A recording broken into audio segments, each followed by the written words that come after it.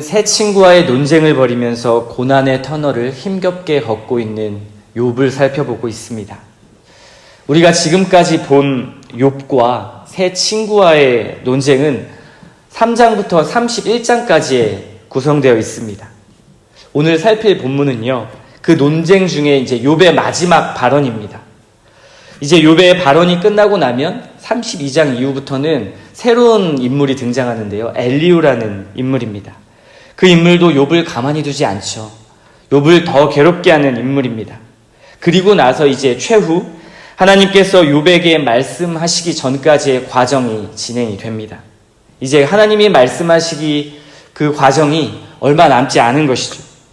그래서 오늘 우리 통독 본문인 29장부터 31장까지 욥의 마지막 발언의 구성을 한번 살펴볼 필요가 있습니다. 29장 전체는 하나님이 욥을 높이시고 그리고 욥과 함께 하시고 여태까지 그와 함께 하셨던 과거의 일을 회상하는 장면이 29장 전체의 내용입니다. 그리고 30장은요, 29장과 완전히 대조적으로 그런 분위기로 이어지는데요. 과거와 행복했던 시절, 그 시절과는 달리 지금의 자신이 처한 현실과 그리고 모든 처지가 얼마나 고통스럽고 비참한가, 그리고 저주받은 인생인가라는 것을 표현하는 것이 30장의 내용입니다. 이제 그리고 나서 31장에서는 자신의 무죄를 하나님 앞에 강력하게 맹세하죠. 이제는 하나님 앞에 자신은 더 잃을 것도 없고, 이제는 하나님 앞에 만약에 나에게 죄가 있다면 나의 죄값을 하나님께서 치러주시고, 만약에 그렇지 않다면 좀 저주를 물리쳐 주십시오라고 간구하는 것입니다. 만약 끝까지 지금처럼 하나님께서 침묵하신다면 어떻게 될까요? 욥은 어떻게 받아들일까요? 만약 하나님께서 침묵한다 하실지라도 그것조차 하나님의 답변이 될 수 있다는 것을 염두에 두고 하나님 앞에 맹세하는 것입니다. 왜 그럴까요? 만약 31장 본문에서 욥이 선포한 저주, 만약에 나에게 죄가 있다면 하나님 나를 저주하옵소서라는 그 선포가 자신에게 작동되지 않는다면, 그렇다면 욥의 행동이 의로웠다는 증거가 되기 때문에 그렇습니다. 그리고 모든 사람 앞에서 자기가 의롭다고 인정을 받기 때문에 그런 것이죠. 그렇기 때문에 욥은 이제 마지막 하나님 앞에 자신의 혼신의 힘을 다해서 31장에 맹세하는 것입니다. 이런 29장과 31장의 흐름 가운데서요, 오늘 본문은 자신의 과거를 회상하며 하나님과 행복했던 그 시절을 추억하는 그러한 본문입니다. 오늘 29장의 핵심이 바로 그런 것이죠. 자신이 누렸던 번영과 행복들, 그리고 그러한 자신이 누렸던 하나님의 기쁨들이 자기가 가지고 있는 지혜나 그런 현명함 때문이 아니라 하나님으로부터 받은 것, 하나님으로부터 시작된 것이라고 고백합니다. 욥은 자신이 누렸던 복의 근원과 그 풍요로움을 만드신 분이 하나님이심을 알고 믿고 고백하고 있는 것이죠. 욥은 지난 그런 행복한 시절 가운데서도요, 암흑 한가운데를 지나는 삶을 살았다, 이렇게 고백합니다. 인생은 계속 행복한 날만 있는 것이 아니라 암흑 가운데서 행복하다라는 것을 보여줍니다. 근데 그때도 마찬가지로 하나님의 등불이 나를 비추어 주었기 때문에 내가 살 수 있었다라는 것을 말하고 있습니다. 욥은 부요와 풍요에 의지해서 살았던 사람이 아니라요, 하나님의 빛 아래에서 그분을 의지하면서 살았습니다. 4절 하반절의 말씀을 한번 보십시오. 하나님이 내 장막에 기름을 발라주셨도다. 장막에 기름을 바른다는 의미는요, 매우 친밀하다라는 의미입니다. 하나님과 교제한다, 친밀한 관계 안에 있다. 친밀하려면 어떻게 해야 될까요? 적극적으로 인격적인 관계 안으로 서로가 들어가야 합니다. 반드시 그 관계가 있어야 하는 것이죠. 자신이 행복했던 것은 물론 주께서 허락하신 여러 가지 가족과 자녀들, 그리고 물질과 여러 터전들, 그러한 것들도 있었지만 진짜 근원은 하나님께서 나와 함께 하심, 그리고 하나님께서 나와 동행하심의 행복이 있었다라는 것을 욥은 고백하고 있습니다. 욥이 정말 의인이라는 것은 이 대목에서 확인할 수 있습니다. 욥의 환난 가운데서 욥은 지금 자신의 가장 인생의 밑바닥 가운데 있잖아요. 근데 물질의 회복, 가족의 회복보다도 더 간절하게 원하는 것이 있습니다. 그것이 뭐냐면 하나님의 침묵을 깨시고 이제는 다시 예전처럼 하나님과 깊은 관계, 친밀한 관계 속에 들어가는 것을 원하고 있는 것이죠. 왜냐하면 자신의 모든 풍요로움과 복이 하나님으로부터 나왔기 때문에 그렇습니다. 가장 근원적인 것을 찾고 있습니다. 그분과 누렸던 참 만족, 그 만족을 찾는 것이죠. 현실의 결과보다 자신이 잃은 모든 것보다 더 괴로운 것은 하나님과의 친밀한 교제가 사라진 것이라고 욥은 진실하게 고백하고 있습니다. 하나님의 침묵이 도저히 이해할 수 없고 도저히 납득이 되지 않는 것입니다. 하나님과 그토록 내가 교제했었는데 왜 하나님께서 침묵하실까? 인간의 모든 것을 감찰하시는 하나님께서 지금 부르짖는 욥의 목소리를 왜 외면하고 계신지 욥은 답답해서 죽을 것만 같습니다. 그것이 가장 괴로운 일이 되고 있는 것이죠. 우리도 그렇습니다. 영적인 답답함, 하나님과 막힌 것 같은 그런 느낌, 내면의 어두운 터널이 신자에게는 가장 괴로운 일이 될 것입니다. 그 가장 괴로운 일을 욥이 지금 고백하고 있습니다. 그래서 7절 이후에는요, 하나님께서 자신에게 허락하신 축복들에 대해서 또 회상합니다. 먼저는 하나님 앞에 그 모든 복은 하나님께로부터 왔는데 그런 복들이 이제 이것이다 라고 이야기하는 것이죠. 자신이 누렸던 사회적 존경, 그리고 사람들로부터 받았던 사랑을 이야기합니다. 그때에는 남녀노소가, 그리고 빈부 귀천에 속한 모든 자가 욥에게 존경과 사랑을 표현했었습니다. 많은 사람들에게 사랑을 받았죠.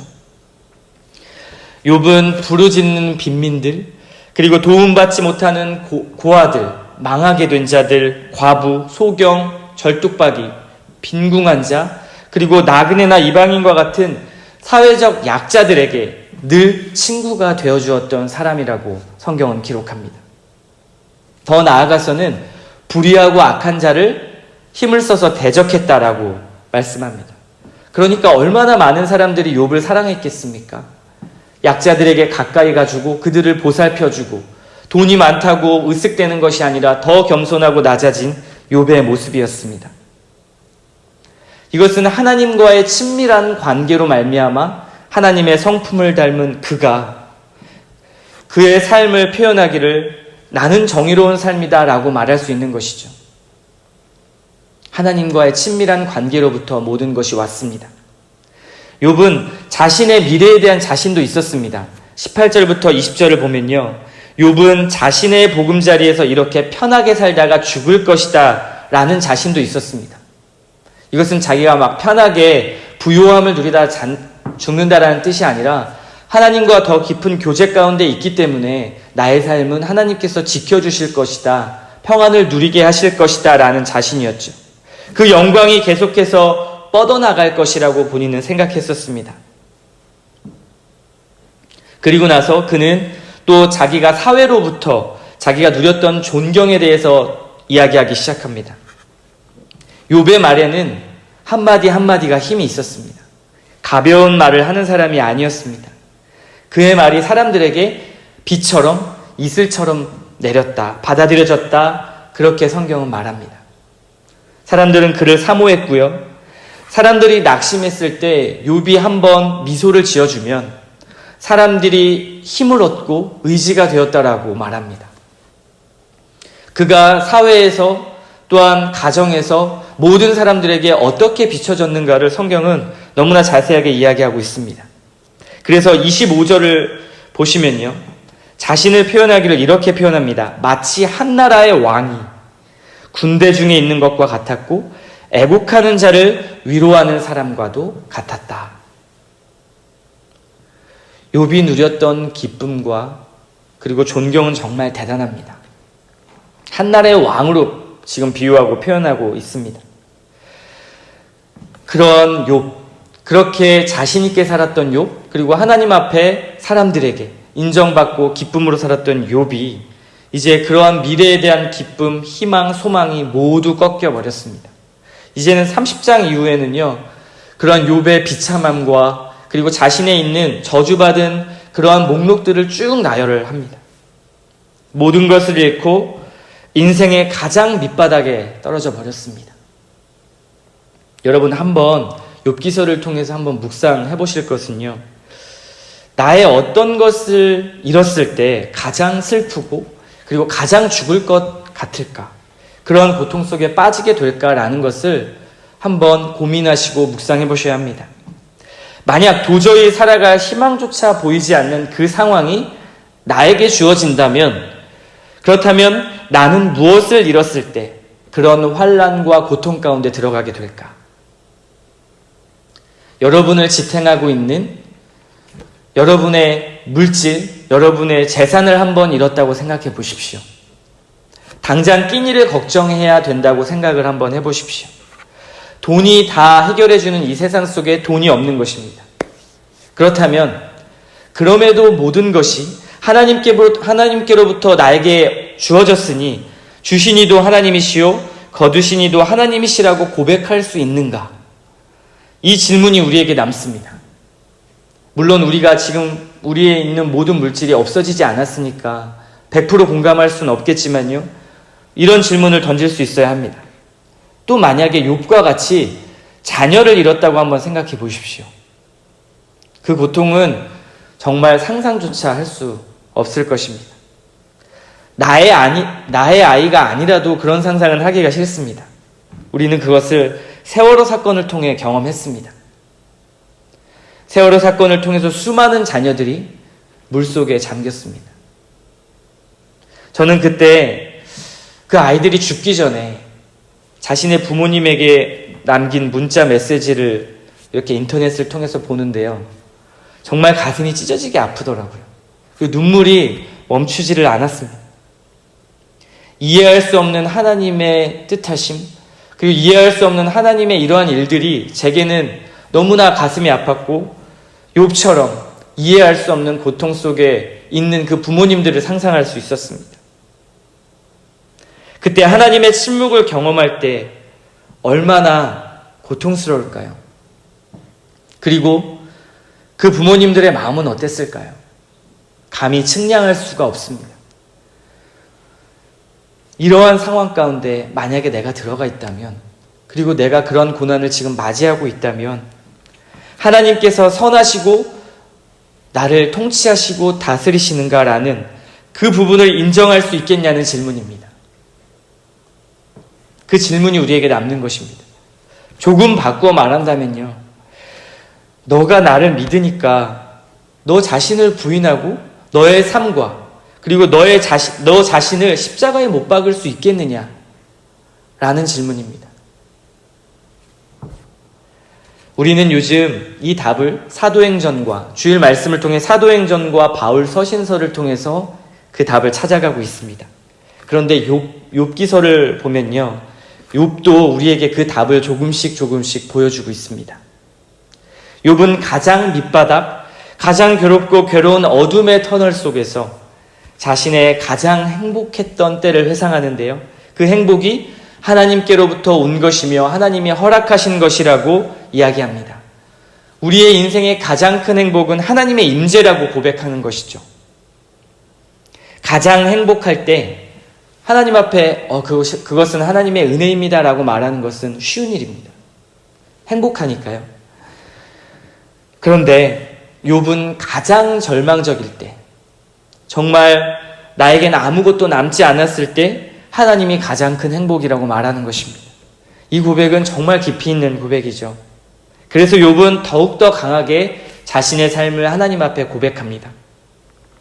하나님이 침묵을 깨시고 다시 예전과 같이 나와 교제하여 주시옵소서, 다시 친밀한 관계를 좀 회복하여 주십시오라고 그렇게 고백하는 것입니다. 욥은 오늘 본문 3절에서 말하듯이 과거에나 지금이나 인생을 사는 것은 암흑을 걷는 것과 같다라고 말합니다. 그리고 그렇게 이해합니다. 우리의 삶이 암흑과 같은 세상에서 산다라는 것이죠. 그렇습니다. 죄로 물든 암흑 속에 우리에게 고통과 시련은 필연적일 수밖에 없습니다. 그래서 우리는 욥기서를 더 깊게 보아야 합니다. 신자이든 비신자이든 누구에게나 필연적으로 이 고통을 마주하고 살아간다라는 것이죠. 더 나아가서 우리는 하나님의 자녀이고 백성입니다. 그렇다면 하나님의 자녀로 산다라는 것은 필연적으로 고난을 동반한다라는 것을 인지해야 합니다. 왜 그럴까요? 예수님의 제자들의 삶, 그리고 바울 서신서에 통해서 나타나는 교회 안에 신자들의 삶, 그리고 베드로전서에 나그네의 인생을 비유한 것으로 볼 때 우리의 인생은 하나님 앞에 고난의 삶을 살아간다라는 것을 인정할 수밖에 없습니다. 그러면 우리가 질문해야 할 것은 그 암흑과 같은 세상에서 또 하나님의 신자로 살아갈 때 오는 그 고난 가운데 어떻게 살아가야 하는가라는 문제를 맞닥뜨리게 된다는 것입니다. 그때 욥이 고백하는 이 고백 속에 우리는 그 답을 찾을 수 있습니다. 하나님의 등불의 비춤을 받으면서 우리의 그 인생을 걷던가, 아니면 자신의 지식과 경험을 의지해서 걷던가라는 것입니다. 그런데 욥은 암흑과 같은 세상에서 하나님의 등불과 같은 비춤이 내게 있었기 때문에 나는 행복했다라고 고백합니다.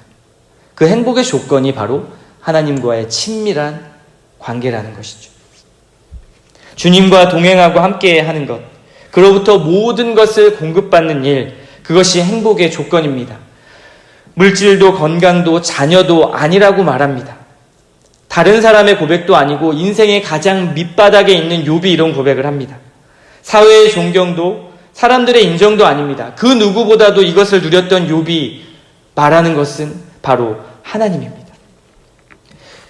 지금 내 삶에 욥과 같은 이 모든 토대를 빼버린 나라는 존재를 한번 생각해 보십시오. 우리는 하나님 앞에서 아무것도 아닙니다. 그렇죠? 자꾸 세상에서 내게 주어진 감투를 씌워서 하나님 앞에 나를 비추곤 합니다. 하나님 앞에 나는 두 아이의 부모로서 하나님 앞에 나를 비추고, 또 저 같은 경우는 목사로서 하나님 앞에 저를 비춥니다. 또 대통령, 또 어떤 사람은 의사, 사회에서 주어진 직분으로, 직업으로, 또 내가 사회에서 갖고 있는 명예로 하나님 앞에 선다는 것이죠. 내가 이뤄낸 업적이나 어떠한 열심이 하나님 앞에 중요한 것이 아닙니다. 하나님 앞에 서는 인간의 모습은 벌거벗은 채로 죄인인 모습으로 설 수밖에 없습니다. 그러므로 나의 중심이 하나님 앞에 그대로 드러나죠. 감찰하시는 하나님 앞에 그대로 드러납니다. 그때 하나님께서 우리를 보시는 것은요, 내 중심 안에 예수 그리스도와 함께 하느냐 안 하느냐를 보십니다. 성령 하나님의 임재와 동행이 있는가 없는가를 보는 것입니다. 어둠 속에서 살 수 있는 길은 바로 이 성령 하나님과 그 성령 하나님의 빛을 비추심으로 말미암아 어둠의 터널을 통과하는 것입니다. 하나님은 그것을 보라는 것입니다. 그런데 욥은 그것을 보고 있습니다. 가장 극적인 고통 가운데 자신의 모든 것을 털어낸 상황, 사탄이 말한 하나님이 주신 복 때문에 욥이 하나님을 따르고 순종하는 것 아닙니까? 라는 그 사탄 마귀의 뱀의 입술을 이 욥의 고백을 통해서 묶고 있습니다. 그 입을 묶어버리는 것이죠. 하나님은 그것을 지금 욥을 통해 보여주고 있습니다. 욥이 행했던 순종과 정의는 복을 따내기 위한 것이 아니라요, 하나님과 동행하고 사랑함으로 누리는 복이었습니다. 그렇다면 오늘 말씀을 통해 우리는 반드시 점검하고 넘어가야 할 부분이 있습니다. 무엇일까요? 하나님과의 친밀함입니다. 주님과 연결됨입니다. 우리가 욥의 고통을 완전히 경험하지 않고도 그 고난을 조금이나마 이해할 수 있는 것은요, 바로 하나님이 우리에게 베푸신 긍휼과 사랑이 언제나 신실하다는 것을 본문을 통해 보기 때문에 그렇습니다. 하나님께서는 선하시고 나를 보호하신다는 사실을 믿고 의지하기 때문입니다. 이런 하나님과 친해지는 일은 고난뿐만 아니라 인생 전체의 삶에서 가장 복된 일입니다. 하나님과 친밀해지는 것이죠. 그때 우리는 인생의 한 조각인 고통과 시련의 어둠이라는 그 터널도 인내하면서 빛 가운데 통과할 수 있습니다. 그렇다면 궁극적으로 다른 행복을 쌓아가는 데 힘쓰는 것보다 하나님과 함께 있음, 하나님과 친밀해지는 그 노력이 우리에게 더 주어지는 것이죠. 그 행복이 가장 크다는 것을 알기 때문에 그렇습니다. 왜냐하면 하나님은 인간에게 고통을 주려고 하시는 분이 아니라 그 고통을 막으려고 예수 그리스도를 보내주신 분이기 때문에 그렇습니다. 하나님은 사람의 인생을 가지고 장난을 치시는 분이 아니라 연약한 사람의 인생을 위해서 자신이 대신 죽으신 분입니다. 하나님은 인간의 삶을 고난 속에 그냥 내버려 두고 어디 한번 너의 믿음을 시험해보자. 제대로 못하면, 순종 못하면 내가 이런 고난을 줄 거야 하시는 분이 아니라요. 연약한 너와 내가 함께 할게. 너를 고와 같이 버려두지 않고 너는 이제 쉬어라. 내가 그 짐을 대신 지겠다 하시는 분입니다. 우리에게도 이런 하나님의 은혜가 언제나 넘치시기를 바랍니다. 비록 고난 가운데 있다 할지라도요. 모든 것을 통치하시고 다스리시는 선하신 하나님을 의지하시기 바랍니다. 그렇다면요. 우리는 좀 더 욥의 그 고난을 한 발자국 더 공감할 수 있고요. 하나님이 어떤 분이신지를 조금이나마 더 깨닫는 그런 은혜가 있을 것입니다. 오늘 아침에도 그러한 은혜를 구하며 하나님 앞에 나아가는 저와 여러분 되기를 소망합니다.